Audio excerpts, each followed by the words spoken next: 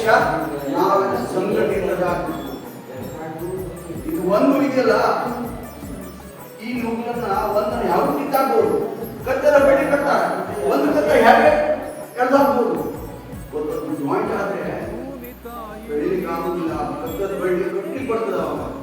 ಅದೇ ರೀತಿ ನಾವು ಅಂತೆಲ್ಲ ಸಮಾಜವನ್ನು ಕೂಡಬೇಕಂದ್ರೆ ದೇವಸ್ಥಾನಗಳು ಇವತ್ತು ಬರೀಲಿಕ್ಕೆ ಹೋಗ್ಬೇಕಂತ ಪರಿಸ್ಥಿತಿ ಇದೆ. ಹೇಳ್ತೀನಿ, ಕಾರ್ಯಕ್ರಮ ಎಲ್ಲ ಮಾಡ್ತಾರೆ, ಶಿಸ್ತು ದ ಮೆರಗು ಕಾಲ್ತೊಳೆಯುತ್ತಲಿದೆ ಜಲದಿಯ ಬುರುಗು, ಗಂಗಾ ಬಯಲಿದು ಹಸಿರಿನ ಸೆರಗು, ಕಣ ಕಣ ಮಂಗಲ. ಒಂದು ಪುಟ್ಟ ಗ್ರಾಮದಲ್ಲಿ ವಾಸವಾಗಿರ್ತಾರೆ.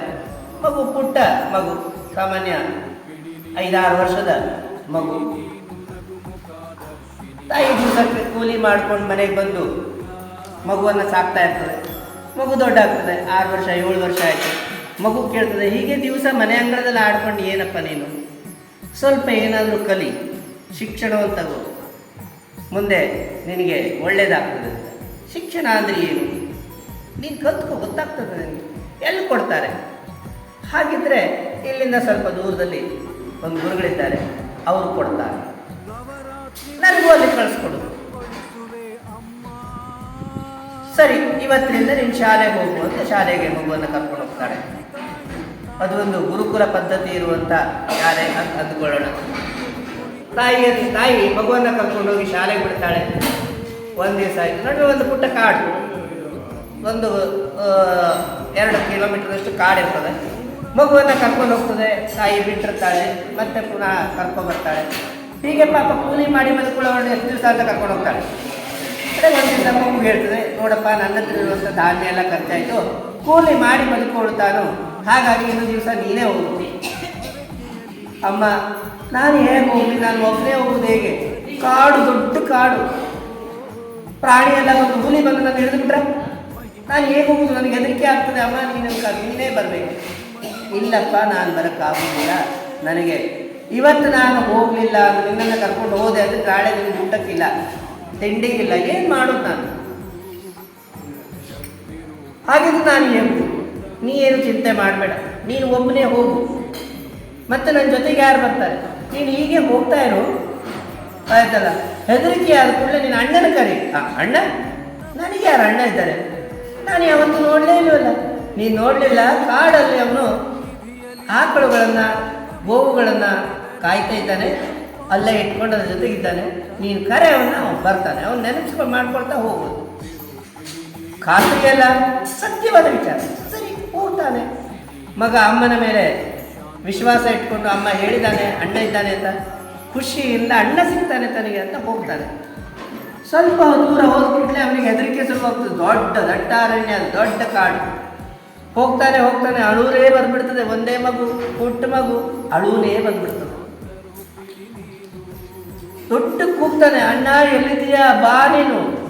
ಅಮ್ಮ, ನೀನು ಎಲ್ಲಿದ್ದೀಯಾ, ಇದ್ದೆ ಅಂತ ಹೇಳಿದೀಯಾ, ಎಲ್ಲಿದ್ದೀಯಾ, ಬಾ ನೀನು ಅಂತ ಓಡ್ತಾನೆ. ಆ ಕಡೆ ತಿರುಗ್ತಾನೆ, ಈ ಕಡೆ ತಿರುಗ್ತಾನೆ, ಹೆದರಿಕೆ ಆಗೋಗಿದೆ. ಕಣ್ಣೀರು ಸುರಿಸ್ತಾನೆ. ಸ್ವಲ್ಪ ದೂರ ಹೀಗೆ ಹತ್ಕೊಂಡು ಹೋಗುವಷ್ಟವರಿಗೆ ಅವನಿಗೆ ಆಕಳ ಗಂಟೆಯ ಸೌಂಡ್ ಕೇಳ್ತದೆ. ಆಕಳ ಗಂಟೆಯ ಸೌಂಡ್ ಕೇಳ್ಕೊಂಡು ತಿರುಗ್ತಾನೆ. ಅವನು ತಿರುಗಿದ ಕೂಡಲೇ ಅವನಿಗೆ ಕಂಡು ಬರೋದು ಒಬ್ಬ ಬಾಲಕ.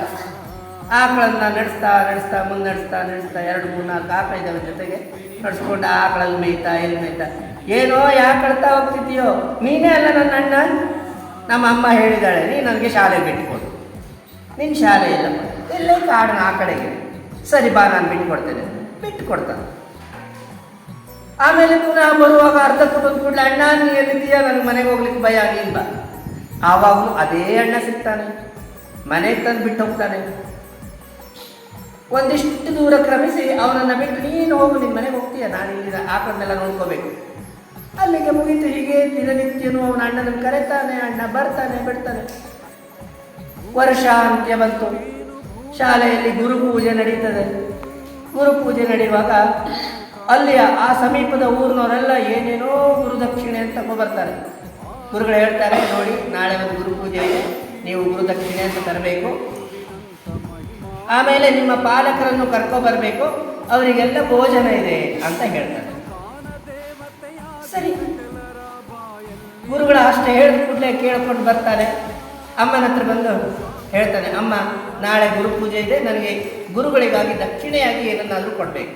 ನೀನು ಏನು ಕೊಡ್ತೀಯ ಉಡುಗೊರೆಯನ್ನು ನನಗೆ ಗೊತ್ತಿಲ್ಲ, ಕೊಡಬೇಕು. ನೋಡಪ್ಪ, ನನ್ನಲ್ಲಿರೋದು ಇಷ್ಟು ಅಕ್ಕಿ, ಒಂದು ಹಿಡಿ ಬೇಳೆ, ಇದನ್ನು ತಗೊಂಡು ನಾನು ಏನು ಮಾಡ್ತಾರೆ, ಗುರುಗಳಿಗೆ ಹೇಗೆ ಕೊಡೋದು, ನಾಚಿಕೆ ಅಲ್ವಾ? ಇಲ್ಲ ಅಮ್ಮ, ನಾನು ಕೊಡ್ಲಿಕ್ಕೆ ಕೊಡಲೇಬೇಕು, ಇದನ್ನು ಬಿಟ್ಟು ನನ್ನ ಹತ್ರ ಇದಾದರೆ ಬೇಡ. ಆಗ ಅಮ್ಮ ಕೊಡಲೇ ಇಲ್ಲ, ಏನು ಮಾಡೋದು? ಹೋಗ್ತಾನೆ. ಹೋಗ್ತಾ ಹೋಗ್ತಾ ಹೋಗ್ತಾ ಅಳ್ತಾ ಹೋಗ್ತಾನೆ. ಅಮ್ಮ ಏನು ಗುರುಗಳಿಗೆ ಉಡುಗೊರೆಯನ್ನು ಕೊಡಲೇ ಇಲ್ಲ ತನಗೆ ಉಡುಗೊರೆಯಾಗಿ, ಏನು ಮಾಡೋದು? ಅಳ್ತಾ ಹೋಗುವಾಗ ಮತ್ತೆ ಪುನಃ ಅಣ್ಣ ಸಿಗ್ತಾನೆ. ಅಣ್ಣ ಸಿಕ್ಕಿಕೊಂಡು ಅಣ್ಣ ಹತ್ರ ಕೇಳ್ತಾನೆ, ಯಾಕೆ ಅಳ್ತಿದ್ದೀಯಾ? ಅಣ್ಣ ಕೇಳ್ತಾನೆ, ಯಾಕೆ ಅಳ್ತಿದ್ದೀಯಾ? ಅಳಬೇಡ, ಸುಮ್ಮನೆ, ಏನು ಸಮಸ್ಯೆ ನಿಂದು? ಅಣ್ಣ, ಇವತ್ತು ಗುರು ಪೂಜೆ ಇದೆ, ಗುರುಗಳಿಗೆ ಏನಾದರೂ ಒಂದು ಉಡುಗೊರೆಯಾಗಿ ಕೊಡಬೇಕು, ನನ್ನ ಹತ್ರ ಏನೂ ಇಲ್ಲ, ನಾನು ಏನು ಕೊಡಲಿ? ಅಮ್ಮ ಏನೂ ಕೊಡಲೇ ಇಲ್ಲ ತನಗೆ, ಎಲ್ಲರೂ ಏನೇನೋ ತರ್ತೇನೆ ಅಂತ ಹೇಳಿ ಹೋಗಿದ್ದಾರೆ. ಆ ದನಕಾಯಿ ಹುಡುಗನಿಗೆ ವಿಚಾರ ಬರ್ತದೆ, ನಾನೇನು ಕೊಡೋದಪ್ಪ ಇವನಿಗೆ, ಗುರುಗಳಿಗೆ ಕೊಡುವಂಥದ್ದು ನನ್ನ ಹತ್ರ ಏನಿದೆ? ಆಗ ಹೇಳ್ತಾನೆ ಹುಡುಗರಿಗೆ, ನೋಡಪ್ಪ, ನನ್ನ ಹತ್ರ ಇದೆ ಒಂದು ಸಣ್ಣ ವಸ್ತು ಇದೆ, ಅದನ್ನು ನಾನು ಕೊಡ್ತೇನೆ, ನೀನು ಅದನ್ನೇ ಉಡುಗೊರೆ ಕೊಡು. ನೀ ಏನು ಕೊಟ್ಟರು ಸರಿ, ನಾನು ತಗೊಂಡು ಕೊಡ್ತೇನೆ. ನಾನು ದನ ಕಾಯೋನಲ್ಲ, ನನ್ನ ಹತ್ರ ಮೊಸರಿನ ಗಡಿಗೆ ಇದೆ, ನಾನು ಮೊಸರಿನ ಗಡಿಗೆಯನ್ನು ನೀನು ಕೊಡ್ತೇನೆ, ನೀನು ತಗೊಂಡೋಗಿ ಅವ್ರಿಗೆ ಕೊಡು, ಗುರುಗಳಿಗೆ ಕೊಟ್ಟು ಉಡುಗೊರೆ ಅಂತ. ಭಾಳ ಖುಷಿ ಆಗ್ಬಿಡ್ತದೆ ಅವರಿಗೆ. ಅದನ್ನು ತಗೊಂಡೋಗಿ ಗುರುಗಳಿಗೆ ಎಲ್ಲರೂ ಕೊಡ್ತಾರೆ. ಏನೇನೋ ತಂದುಬಿಟ್ಟಿದ್ದಾರೆ, ಬಟ್ಟೆ ತಂದಿದ್ದಾರೆ, ಪೀತಾಂಬರ ತಂದಿದ್ದಾರೆ, ಬಂಗಾರ ತಂದಿದ್ದಾರೆ, ಅಕ್ಕಿ ತಂದಿದ್ದಾರೆ, ಏನೇನೋ ಸಾಮಾನೆಲ್ಲ ತಂದಿದ್ದಾರೆ. ಹುಡುಗ ಶ್ರೀಮಂತ ಮಕ್ಕಳು. ಅಪ್ಪ ಈಗ ಬಡ ಹುಡುಗ, ಅವನ ಹತ್ರ ಏನಿದೆ, ಒಂದು ಸಣ್ಣ ಮೊಸರು ಗಡಿಗೆ ಹಿಡ್ಕೊಂಡು ಒಂದು 3 ದಿನ ಇಟ್ಕೊಂಡಿದ್ದಾರೆ. ಗುರು ಮಾತೆ ಕೇಳ್ತಾರೆ, ಏನೋ ರಾಜು, ನೀನೇನು ತಂದಿದ್ದೀಯಾ, ನೀನೇನು ಕೊಟ್ಟಿಲ್ವಲ್ಲ ಅಂತ. ಆವಾಗ, ಅಮ್ಮ, ನಾನು ಇದನ್ನು ತಂದಿದ್ದೇನೆ ಗುರುಗಳಿಗೆ ಕೊಡಲಿಕ್ಕೆ, ಸಣ್ಣ ವಸ್ತು ನನ್ನ ಹತ್ರ ಇರೋದು, ಇದನ್ನು ಕೊಡ್ತೇನೆ. ಆಯಿತು, ಗುರುಗಳ ಹತ್ರ ಕೊಡು ಅಂತ ಕೊಡ್ತಾನೆ, ನಮಸ್ಕಾರ ಮಾಡ್ತಾನೆ. ಗುರುಗಳು ಏನು ಮಾಡ್ತಾರೆ, ತೆಗೆದು ಬದಿಗಿಡ್ತಾರೆ, ಎಲ್ಲರೂ ಕೊಟ್ಟಾಗ ಬದಿಗಿಟ್ಟಾಗ ಇಡ್ತಾರೆ. ಆಯಿತು, ಒಂದಿಷ್ಟು ಕ್ಲಾಸ್ ನಡೀತದೆ, ಚರ್ಚೆ ನಡೀತದೆ, ಎಲ್ಲ ಪಾಲಕರು ನೋಡ್ತಾ ಇದ್ದಾರೆ. ಇವನಿಗೆ ಬೇಜಾರಾಗ್ತದೆ, ತನಗೆ ಯಾರೂ ಬರಲೇ ಇಲ್ವಲ್ಲ ಅಂತ. ಆಯಿತು, ಆಮೇಲೆ ಲಾಸ್ಟಿಗೆ ಎಲ್ಲರಿಗೂ ಭೋಜನ ಕಾರ್ಯಕ್ರಮ. ಇವರು ತಂದದ್ದನ್ನೆಲ್ಲ ಅಡಿಗೆ ಮಾಡಿ ಭೋಜನ ಮಾಡ್ತಾ ಎಲ್ಲರಿಗೂ ಬಡಿಸ್ತಾರೆ. ಊಟ ಬಡಿಸ್ತಾ ಇರ್ತಾರೆ. ಕೊನೆಯಲ್ಲಿ ಮೊಸರನ್ನು ಬಡಿಸುವ ಕಾರ್ಯಕ್ರಮ ನಮ್ಮಲ್ಲಿ ಇದೆಯಲ್ಲ, ಮಜ್ಜಿಗೆ ಅನ್ನವನ್ನು ಊಟ ಮಾಡುವಂಥ ಹೇಳಿಕೆನೇ ಇದೆ. ಹಾಗೆ ಕೊನೆಯಲ್ಲಿ ಮೊಸರನ್ನು ಬಡಿಸ್ತಾರೆ. ಗುರುಮಾತೆ ಮಾಡಿದಂಥ ಮೊಸರೆಲ್ಲ ಖಾಲಿ ಆಗುತ್ತೆ. ಆವಾಗ ಗುರುಮಾತೆಗೆ ನೆನಪಾಗ್ತದೆ, ಓಹೋ, ರಾಜು ತಂದಂತಹ ಮಡಿಕೆ ಇದೆಯಲ್ಲ, ಅದು ಸ್ವಲ್ಪನೇ ಮಡಿಕೆ ಇದೆ, ಮೊಸರಿದೆ, ಅದನ್ನೇ ಎಲ್ಲರಿಗೂ ಹಂಚಿಬಿಡುವ ಸ್ವಲ್ಪ. ಆಮೇಲೆ ಅವಳ ಮಡಿಕೆಯನ್ನು ತಗೊಂಡು ಎಲ್ಲರಿಗೂ ಬಡಿಸ್ಲಿಕ್ಕೆ ಬರ್ತಾಳೆ. ಈ ಮಡಿಕೆಯಿಂದ ಬರೆಯುವಂಥ ಪರಿಮಳ ಇಡೀ ಆ ಕ್ಷೇತ್ರಕ್ಕೆ ಪ್ರಸರಿಸುತ್ತದೆ. ಎಲ್ಲರಿಗೂ ಇದು ಏನಿದೆ, ಎಂಥ ಪರಿಮಳ ಇದು. ಆವಾಗ ಎಲ್ಲರೂ ಎಲ್ಲರಿಗೂ ಸ್ವಲ್ಪ ಬಡಿಸ್ತಾ ಹೋದಾಗೆ ಈ ಮಡಿಕೆಯಲ್ಲಿ ಎಷ್ಟು ಬಡಿಸಿದ್ರೂ ಖರ್ಚೇ ಆಗೋದಿಲ್ಲ. ಎಲ್ಲರೂ ಅದನ್ನು ಊಟ ಮಾಡ್ತಾ ಇದ್ದಾರೆ, ಖರ್ಚೇನೇ ಆಗೋದಿಲ್ಲ. ಬಡಿಸ್ತಾನೆ ಇದ್ದಾಳೆ. ಎಷ್ಟು ಮಾಡಿದ್ರು ಆ ಮಡಿಕೆಯಲ್ಲಿರುವಂಥ ಸಣ್ಣ ಗಡಿಗೆಯಲ್ಲಿರುವಂಥ ಮೊಸರು ಖರ್ಚೇ ಆಗಲಿಲ್ಲ. ಗುರುಮಾತೆಗೆ ಆಶ್ಚರ್ಯ. ಹೋಗಿ ತನ್ನ ಗಂಡನಿಗೆ ಹೇಳ್ತಾರೆ. ಗುರುಗಳಿಗೂ ಆಶ್ಚರ್ಯ, ಇದು ಏನಪ್ಪ, ಇದು ಅಕ್ಷಯ ಪಾತ್ರೆ ಆಯ್ತಲ್ಲ ಇದು. ಆಮೇಲೆ ರಾಜುವನ್ನು ಕರೀತಾರೆ. ರಾಜು, ಇದು ಬಾಪ, ನಿನಗೆ ಯಾರು ಕೊಟ್ಟರು ಇದನ್ನು? ಖರೇ ಹೇಳಬೇಕು, ನಿನಗಿದು ಯಾರು ಕೊಟ್ಟರು ಅಂತ. ಆಮೇಲೆ ರಾಜು ಹೇಳ್ತಾನೆ, ನನ್ನ ಅಣ್ಣ ಕಾಡಿನಲ್ಲಿ ಇದ್ದಾನೆ, ಅವನು ಕೊಟ್ಟಿದ್ದಾನೆ. ಸುಳ್ಳು ಹೇಳ್ತೀಯ ನೀನು, ಖರೆ ಹೇಳು, ಸತ್ಯವಾಗಿ ಹೇಳು, ಯಾರು ಕೊಟ್ಟಿದ್ದಾರೆ? ಇಲ್ಲ, ನನ್ನ ಅಣ್ಣ ಕೊಟ್ಟಿದ್ದಾನೆ. ನೀನು ನನಗೆ ನಿನ್ನ ಅಣ್ಣನ ಕಾಣಿಸ್ತೀಯಾ, ಭೇಟಿ ಮಾಡ್ತೀಯಾ? ಹಾಂ, ನಾನು ಮಾಡಿಸ್ತೇನೆ, ನೀವು ಬರ್ರಿ ಗುರುಗಳೇ. ಅವಾಗ ಇಡೀ ಎಲ್ಲಿರುವ ಎಲ್ಲ ಜನರು ಅವನ ಜೊತೆಗೆ ಬಂದ್ಬಿಡ್ತಾರೆ. ಬಂದು ಕಾಡಿಗೆ ಬರ್ತಾರೆ. ಕಾಡಿಗೆ ಬಂದು ಅಣ್ಣ ಅಂತ ಕರೀತಾನೆ. ಎಲ್ಲಿ ಬರ್ತಾನೆ? ಅಳ್ತಾನೆ. ಅಣ್ಣ ಅಂತ ಕರೀತಾನೆ, ಅಳ್ತಾನೆ. ಏನು ಮಾಡ್ರು ಬರುವುದೇ ಇಲ್ಲ. ಕಡೆಗೆ ಒಂದೇ ಒಂದು ಮಾತಾಡ್ತಾನೆ. ಅಣ್ಣ, ನೀ ನನ್ನನ್ನು ಸುಳ್ಳನಾಗಿ ಮಾಡ್ತೀಯ. ಈಗ ಎಲ್ಲರೂ ನನ್ನ ಅಣ್ಣ ಇದ್ದಾರೆ ಅಂತ ಭಾವನೆಯಿಂದ ಇಲ್ಲಿ ಬಂದಿದ್ದಾರೆ. ಆದರೆ ನೀನು ನನ್ನನ್ನು ಸುಳ್ಳು ಮಾಡ್ತೀಯ, ಇವತ್ತು ನೀನು ಬರಲೇಬೇಕು, ಏನಿದ್ರು ಬರಲೇಬೇಕು ಅಂತ ಹಠ ಹಿಡಿದ್ಬಿಡ್ತಾನೆ. ಅಳುದೇ ಅಳು. ಆಮೇಲೆ ಕೊನೆಯಲ್ಲಿ ಆ ಮುರಳಿಯನ್ನು ವಾದಿಸುತ್ತಾ ಒಬ್ಬ ಬಾಲಕ ಅವನು ಮುಂದೆ ಬರ್ತಾನೆ. ನೋಡಪ್ಪ, ನೀನು ಮತ್ತು ನಾನು ಇಬ್ಬರೇ ಒಬ್ಬರಿಗೊಬ್ಬರಿಗೆ ನೋಡುವ ಶಕ್ತಿ ಇದೆ. ಆದರೆ ಇಲ್ಲಿರುವ ಎಲ್ಲರಿಗೂ ನನ್ನನ್ನು ನೋಡುವ ಶಕ್ತಿ ಇಲ್ಲ. ನೀನು ಮಾತ್ರ ನನ್ನನ್ನು ನೋಡ್ಬೋದು. ಆದ್ದರಿಂದ ನಾನು ಬೇರೆಯವರಿಗೆ ದರ್ಶನ ಕೊಡುವುದಿಲ್ಲ. ಯಾಕೆ ಅಂದರೆ ಅವರಿಗೆ ನನ್ನನ್ನು ನೋಡುವ ಶಕ್ತಿಯೇ ಇಲ್ಲ, ಆ ಅವಕಾಶವೇ ಅವರಿಗಿಲ್ಲ, ಆ ಪುಣ್ಯವನ್ನು ಅವರು ಮಾಡಲಿಲ್ಲ ಅಂತ ಹೇಳ್ತಾರೆ. ಇಲ್ಲ, ನೀನು ನನ್ನ ಸಲುವಾಗಿ ಅವರಿಗೆಲ್ಲ ದರ್ಶನ ಕೊಡಬೇಕು.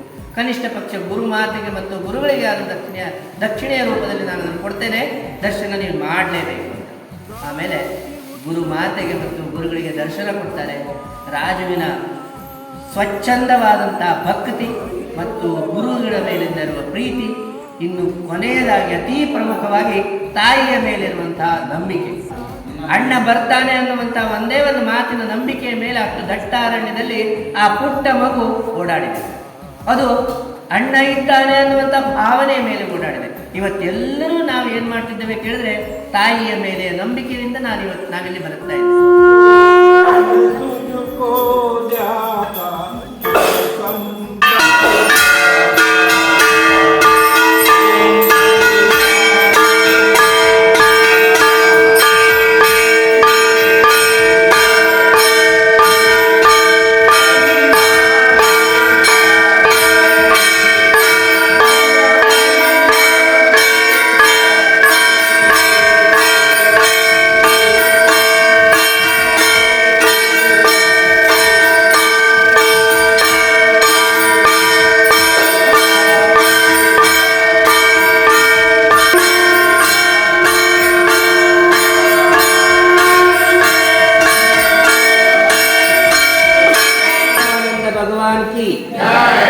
ಸಚ್ಚಿದಾನಂದ ಭಗವಾನ್ ಕಿ.